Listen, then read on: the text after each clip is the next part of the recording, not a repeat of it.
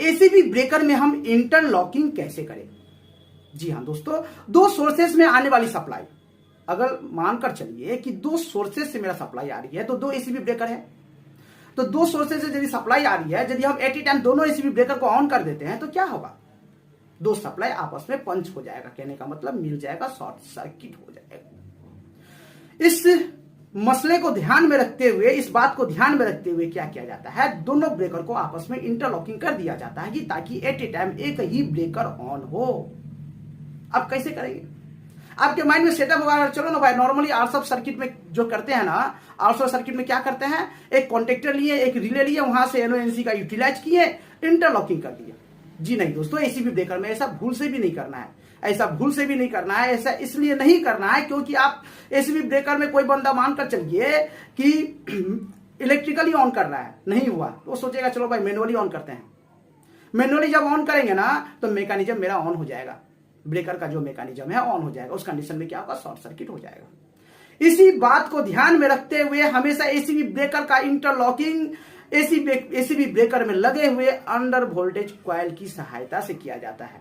एक लाइन में कहूं दोस्तों, यदि कोई भी आपको इंटरव्यू में पूछे कि एसीबी ब्रेकर का इंटरलॉकिंग हम कहां से करेंगे, एसीबी ब्रेकर का इंटरलॉकिंग हम एसीबी ब्रेकर में लगे हुए अंडर वोल्टेज कॉइल की सहायता से करेंगे।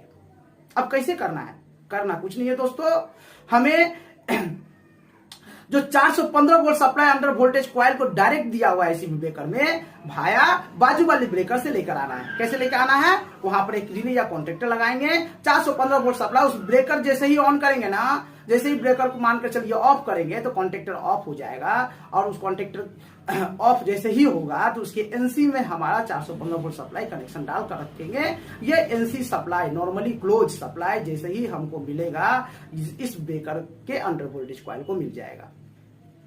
ठीक है दोस्तों, जैसे इस ब्रेकर में मिलेगा ना तो ये ब्रेकर हमारा एक्टिव हो जाएगा, इस ब्रेकर को ऑन करेंगे। कब मिलेगा, बाजू वाली ब्रेकर जब ऑफ होगा तब, बाजू वाली ब्रेकर ऑफ होगा, उसका कॉन्टेक्टर ऑफ होगा, तब जाकर ही सप्लाई मिलेगा।